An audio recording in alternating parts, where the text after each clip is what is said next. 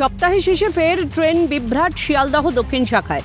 যান্ত্রিক ত্রুটির কারণে বেশ কিছুক্ষণের জন্য ব্যাহত হয় ট্রেন পরিষেবা। সূত্রের খবর, ডায়মন্ড হারবারগামী লোকাল ট্রেনে যান্ত্রিক ত্রুটির কারণে ট্রেনের চাকা থেকে বেরোতে দেখা যায় আগুনের ফুলকি।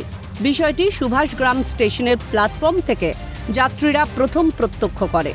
যাত্রীদের ভয়ার্ত চিৎকারে ট্রেন থামিয়ে দেন চালক। আগুন আতঙ্ক ছড়িয়ে পড়ে যাত্রীদের মধ্যে। আচমকা ট্রেন চলাচল বন্ধ হয়ে যাওয়ায় একাধিক স্টেশনে সমস্যায় পড়েন যাত্রীরা। এরা কোনো সিস্টেম মেনটেন করে না, ট্রেন ছাড়া কোনো চেকিং হয় না। এটা দক্ষিণ রেলকে বিশেষভাবে নেগলেক্ট করা হয়। রেল কর্তৃপক্ষের তৎপরতায় দীর্ঘ 3 ঘন্টা পর স্বাভাবিক হয় ট্রেন চলাচল। জানা যায়, ট্রেনের ব্রেক বাইন্ডিং এর সমস্যার কারণে চাকা থেকে আগুনের ফুলকি বেরোতে দেখা যায়। যাত্রীদের অভিযোগ, ট্রেনের যান্ত্রিক সমস্যার জন্য এই ট্রেন বিভ্রাট রেলের তরফে জানানো হয়নি স্পষ্টভাবে, যার জেরে সমস্যার সম্মুখীন হয়েছেন তারা।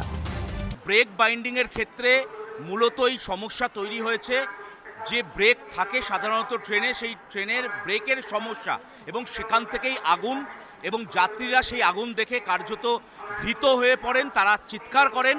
পরবর্তীতে ট্রেনের চালক তিনি ট্রেন থেকে থামিয়ে দেন। মালিগঞ্জ স্টেশন থেকে কোনো অ্যানাউন্স করা হয়েছিল?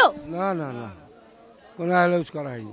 এর থেকে কোনো কিছু করা হয়নি, চুপচাপ হয়ে আছে, কোনো কিছুই বলছেন না যে কখন ছাড়বে কখন আসবে, তাও কিছু বলছেন না। রবিবারের সকালেও ব্যাহত ট্রেন পরিষেবা। থেকে ভিড় বালিগঞ্জ এবং শিয়ালদহ স্টেশনে। কর্তৃপক্ষের তৎপরতায় আপাতত স্বাভাবিক ট্রেন চলাচল। ক্যামেরা নিখিল দাস ও লিসন লোধের সঙ্গে শুভজিৎ দে, দীপাঞ্জনা সাউ দত্ত ও তমাল সরকারের রিপোর্ট, ক্যালকাটা নিউজ।